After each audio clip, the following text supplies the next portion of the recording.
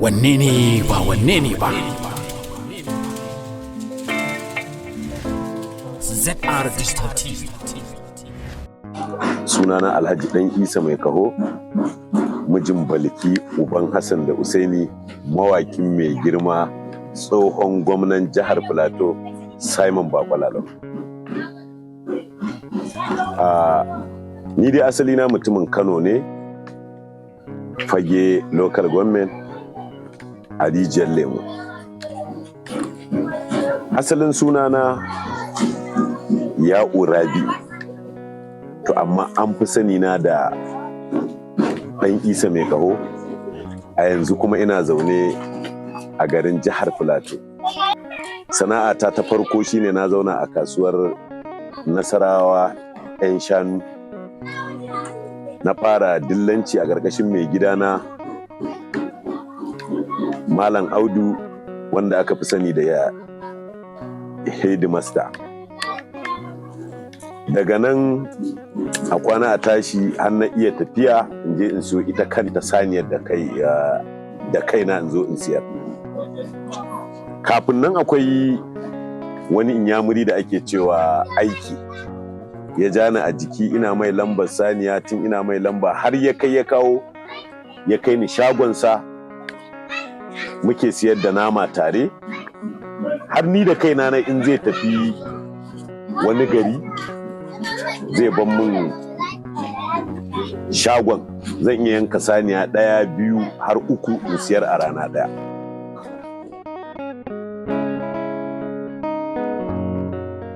To gaskiya ita rayuwa komai yana da sanadi.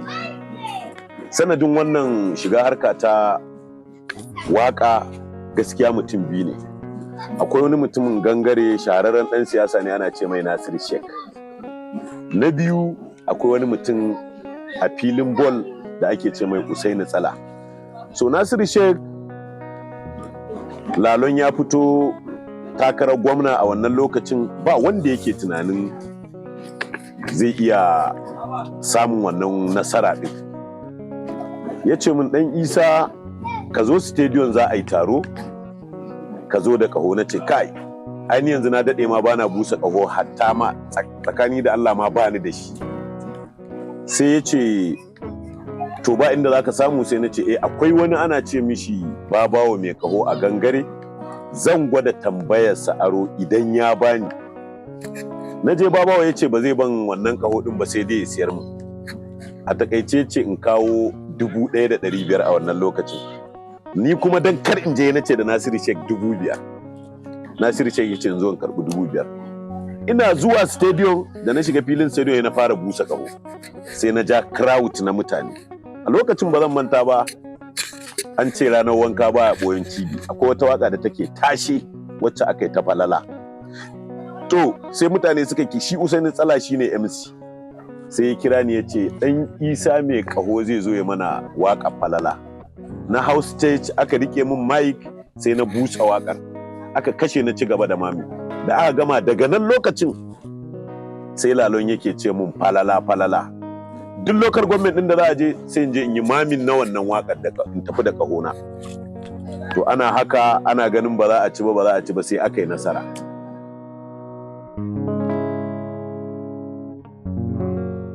Gaskiya ne, ni ko na samu kalubale.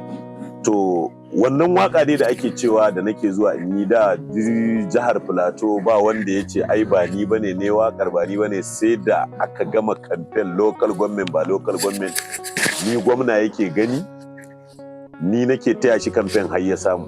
To daga nan da wasu manyan mutane wanda suke APC sai ake ta cewa ai ba shi ya wannan waka ba shi ya wannan waka ba. Sai yake ce ba shi wannan waka ba, wai makaryaci ne ya zo ya makarya. Ya ce shi ne ya min karya kuma ya taya ni kamfen. Ya bi ni local government ba local government. Ya ce har na ci zaɓe. Ya ce to ni shi ne falalana. To daga lokacin ni kuma sai hankali na ya tashi, ta wace hanya ma zan bi in fara waka, bayan na san waccan wakan ni dai ba ni ne ba, mamin nake. To da haka ne kuma da na samu wannan hassadar da kalubale, akwai wani shi ma dai mawaki ne gaskiya, shi ya fara yaƙata akan al'amarin har ya so ya haɗa da asalin mai waƙa. To dai da Allah ya sa shi mai waƙan muka fahimci juna tun kamun fara waƙa, ya ce a shi ba komai, yayi abu ma wani ya ci arzikinsa, shi alhamdulillah. To daga nan ne fa na dage na ce wannan kahon tun da na iya shi, na san shi, na san maganar da kaho za ta faɗa da kuma maganar da kaho ba za ta iya faɗa ba, in Allah da zan zama mawaƙin kaho.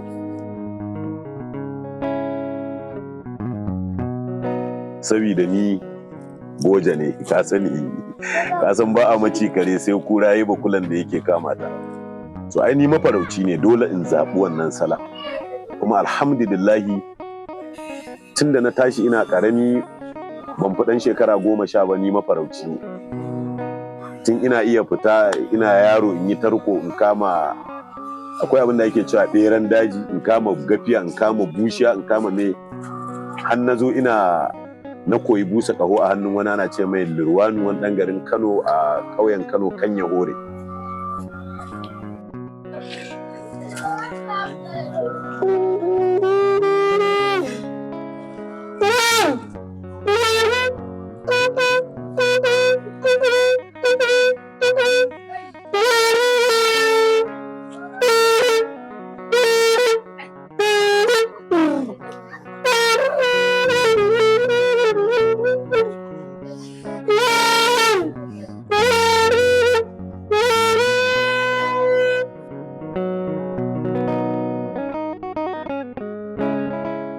Gaskiya yawanci wasu waƙoƙin da zaka ji ina yi, wata busa tsakani da Allah ba ni nake ba, dan ni da na ajjama busa ƙahon.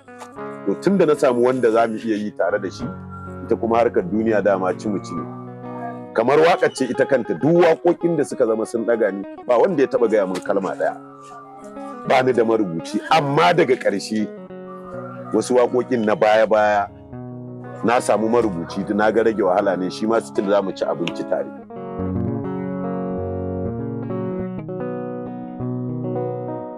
To lokacin da na shiga wannan rudanin zan fara waka, ba zan manta ba, ina fita gudu a wani fili da yake a yankin Nasarawa Baptist.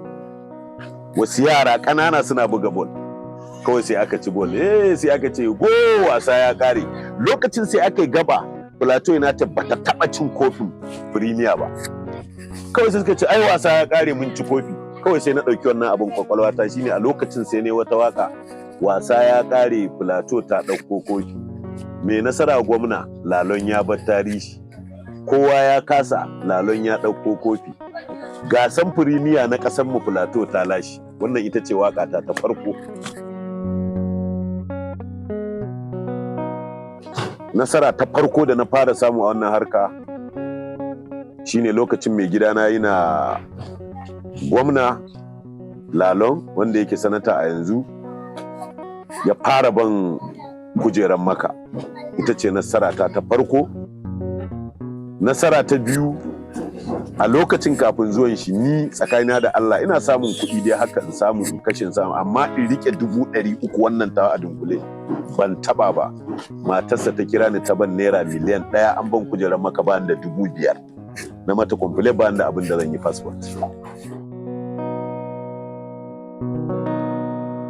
Ka san ita rayuwa ba a rasa hasada da kuma bakin ciki. A wannan hali da muka tsinci kanmu na wannan lokacin, in ce ma tun daga shekara 10 zuwa yanzu, mafi rabin da kwatan 'yan Najeriya, wai me ake nufi da maula ne? Neman alfarma. Yawancin mutanenmu in ka kula, dan majalisa zai je wajen gwamna neman alfarma, gwamna shi kuma zai je gurin shugaban ƙasa neman alfarma. To amma da wannan abin, kamar kai yanzu da kake min wannan interview, idan wannan bawan Allah a wannan lokacin ya zo inda nake, sai ya dinga cewa wane dan maular gidan gwamna, wane dan maular gidan gwamna, alhalin ni da ni yake. To gaskiya a lokacin sai ne karo da wani abu. Kasan mu mawaka, abin da ba a yi ba ma muna mai da shi an yi, balle an yi. To shine nake wannan baitin, ne waka an ce maula ce, ni dai maula ta min rana. Sanadin maula na je ni Maka, na samu kuɗaɗe masu yawa, har ne aure na mai daraja, ni matata ba ta yawo, ita ko waccan sai dai yawo, bacin yawo kuma ga sata. In kawalci ya samu ta ɗanɗana, mijinta mijin ho ne, wata ce ta taɓa ni nake raddi.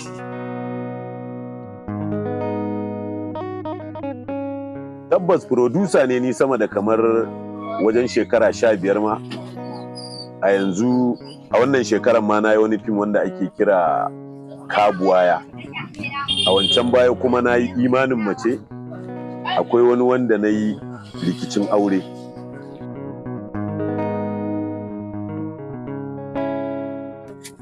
Gaskiya akwai mutumin da ina kallon fim ɗinsa tun da, watakan a hankali har ya zama abokina, shine Sha'ibu Lawan Kumurci. Irin yadda zan ga in yayi na fim haka iya nuna jarumtaka, to wannan abin sai ban sha'awa na ce kai gaskiya wannan abin ya, dan ba wani fim da nake kallo a lokacin irin shi. To gaskiya mun daɗe muna mu'amala da Rara bai sanni ba. A waƙa ta ni kuma saboda yana burge ni ra'ayin mu ɗaya akan Buhari, ne wata waƙa nake cewa ga raran waƙa na Buhari, ga raran waƙa na Buhari, raran waƙa yana da kafiya, ai shauran duk kama ne. To wannan abun a haka ni na fara neman lambar Rara, nake kiran shi a waya mu gaisa, har ma in roki wani alfarma na kuɗi ko wani abu, tun a wannan lokacin bai taɓa gani na ba yake mun. To har halaka ta haɗa, aka zo ya kafa kungiya tatin kuma ya naɗa ni a matsayin ciyaman ɗin shi na mawaƙa na tatin na jihar Plateau.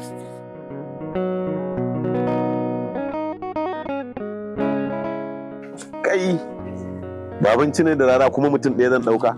Ba dukansu masu gidana ne. Abin da ya Babanci ne shi ya yi Rara, abin da ya Rara shi ya yi Babanci ne. To saboda haka kawai na ɗauki Babanci ne da Rara duka. Mun so dai ka ɗauki da zai. A'a da Allah ɗan jarida ka mun afuwa, ka banni da ni guda biyun nan kowa na ɗauke shi.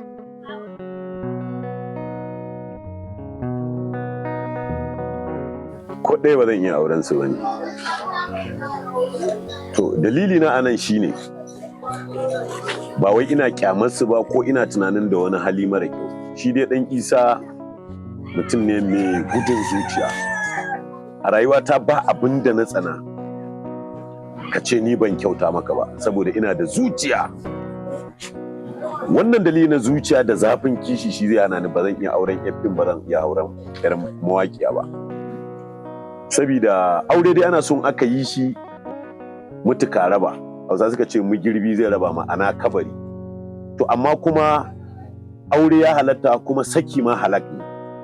To ni abin da nake tsoro kar in zo mu samu matsala in sake ta, kuma idan ta dawo masana'antar ila wani abokin sana'ata a harkar da muke mun taɓa samun damuwa ya zo ya dinga neman ta, musamman mun haihu zan dinga jin abin yana taɓa ni.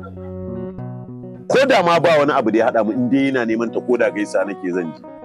Akwai wani abu da na ga ya faru makwantan kwacin wannan da mai gidana Adamu Zango.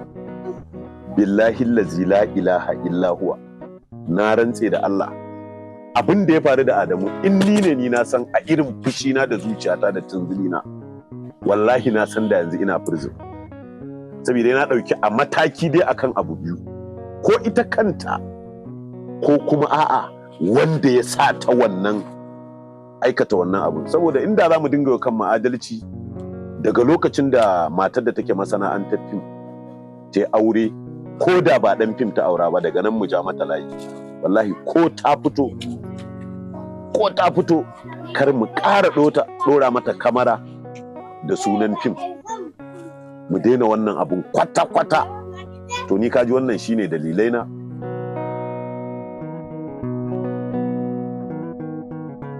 Alhamdulillahi a tafiyar Buhari na samu nasara, ban samu ba. Inda nake yin kara kullum aka tambaye na yin kara saboda mai gidana ne Lalon. Shi ya dan taimake ni kawai a rayuwa.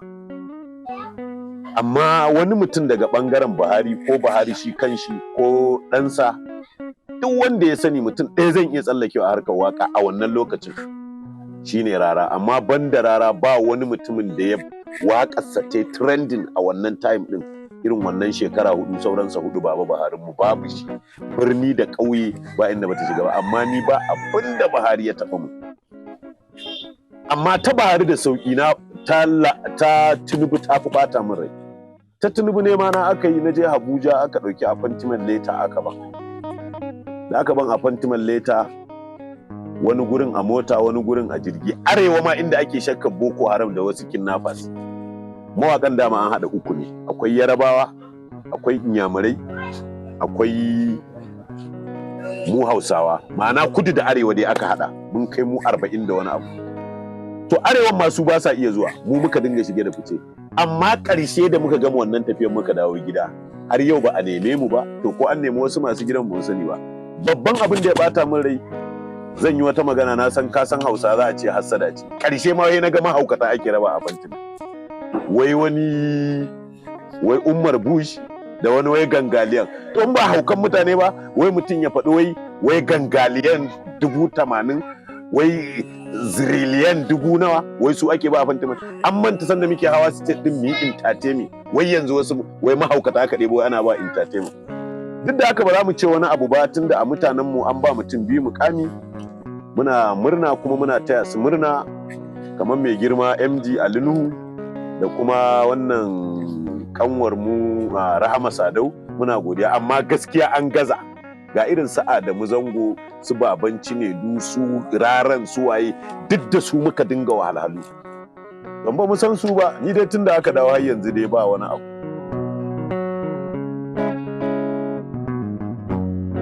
Kai ku gaya musu ga ɗan Musa nan, Kwankwasa mai ɗumbin jama'a, kai ne da ƙasa, kai ne da Kano, Kwankwasa mai kwana da shiri.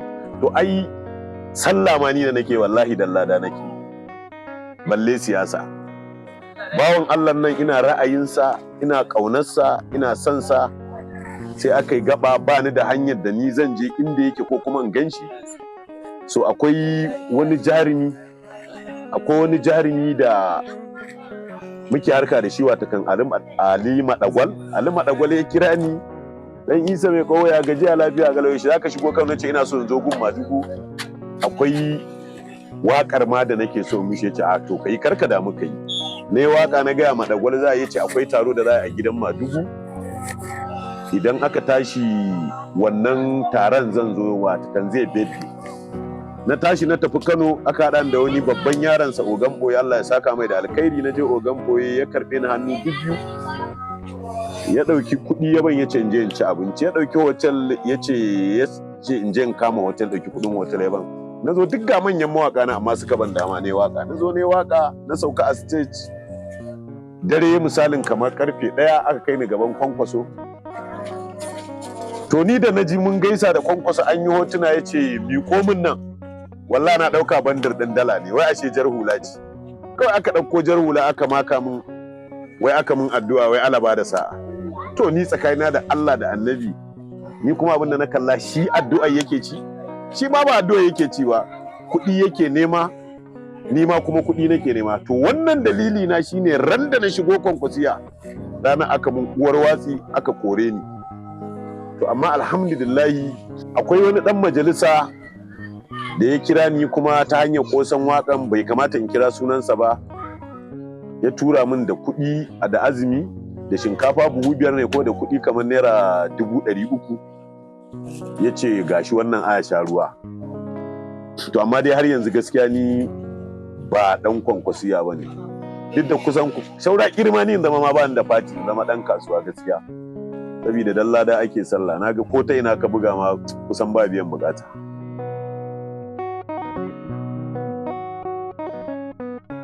To har yanzu mawaƙin APC ne ni, amma yanzu dai ina rawa, na fara ɗan raye-raye, saboda idan har APC misali irin wahalar da muka yi, kamar yadda na gaya ma a baya, an yi kamfen da ni kusan din Najeriya, na hau jirgi, na hau mota wajen kamfen ɗin Bola Ahmed Tinubu, kuma har yanzu dai basu mana waiwayen da ya kamata ba. So gaskiya idan PDP suka neme ni zan iya zuwa. Dama ni mai gidana ma a PDP, ai Atiku Abubakar ne, mun yi tafiya da shi, amma dai ba a PDP ba, ya zo APC. Allah ji kan Jidda Fariya, shine mai gidanmu ne, mun yi tafiya da Atiku sosai. to kaga yanzu haka irin a yaran gidan irin su Lawali su Ibrahim da shauransu gidan Atiku wallahi in naje ni ba a min gate shiga nake kai tsaye albarkacin duk security sa na san su kuma yanzu idan aka zo min da aiki na PDP a addini muke da shi muna da ɗariƙo yau za ga mutum ya fita daga izala ya koma ɗariƙa ko kuma ya fita daga ɗariƙa ya koma izala to balle wata banza siyasa APC haihuwa ta aka yi APC a yau Allah na tuba kowace jam'iyya ce idan ta neme ni za ta faranta min su ma ba biyan bukatar suke nema ni ma ta biyan bukatar nake nema don ba haka ba saboda Allah ƙasa zan ci yanzu ba ma iri na ma ba ni kadai bane ma Alhaji yanzu ba Najeriya nan an kai matsayin da ba a ci a koshi ba wallahi ba a ci a koshi to haka kuma muna kira da gwamnatin Najeriya a matsayin mu na wanda muka taya ku talla ku kun san ba adawa tsakanin mu a waiwayi talaka ba abin da muke so yanzu mu a damuwar mu a yanzu illa a ce magana abu na farko a cire a mai da tallafin man fetur idan aka mai da tallafin man fetur mu muna ganin cewar aka buɗe boda abincin nan zai ci fa talaka baya magana asibiti baya magana makaranta baya magana wani abu shi kawai damuwar shi damuwarsa kawai abincin da zai kai bakinsa sai kuma tsaro wanne ne ba